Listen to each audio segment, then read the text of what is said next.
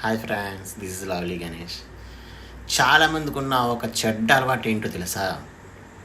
Self insult. అంటే వాళ్ళని వాళ్ళే నలుగురిలో తక్కువ చేసి మాట్లాడుకోవడం, వాళ్ళని వాళ్ళే కించపరుచుకోవడం.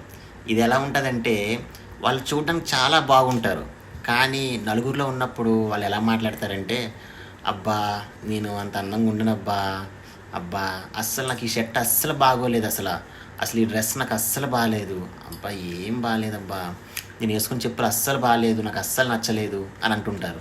బేసిక్లీ చెప్పాలంటే వాళ్ళు వేసుకున్న బట్టలు వాళ్ళు చాలా బాగుంటారు, కానీ వాళ్ళకి వాళ్ళే బాగోలేమని, వాళ్ళకి వాళ్ళే బాగాలేవని అనుకుంటూ ఉంటారు.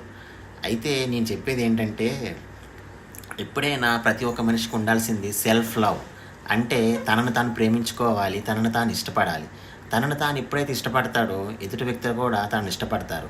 తనను తానే ఇష్టపడలేనప్పుడు ఎదుటి వ్యక్తులు తనను ఇష్టపడతారని ఆశించడం కూడా అదొక పెద్ద తప్పు. కాబట్టి ఎప్పుడైనా సెల్ఫ్ లవ్ అనేది ఇంపార్టెంట్. అలాగని ఎదుటి వ్యక్తులకి మనం నచ్చినట్టు ఉండాలని నేను చెప్పట్లేదు. ఎదుటి వ్యక్తి నచ్చినా నచ్చకపోయినా మనకు మనం నచ్చాలి, మనకు మనం సాటిస్ఫాక్షన్ అవ్వాలి. ఎప్పుడైనా ఇంకో విషయం, చాలామంది బట్టలు, జ్యువెలరీ ఇవన్నీ వేసుకుంటే అందం వచ్చేస్తుందని చాలామంది పొరపాటు పడతారు. నిజమైన అందం ఏంటంటే ఫేస్లో కళ, ముఖంలో కళ అనేది ఉంటే, అట్రాక్ట్నెస్ అనేది ఒకటి ఉంటే, మీరు ఏ బట్టలు వేసినా, మీరు ఎలా ఉన్నా చాలా బాగుంటారు.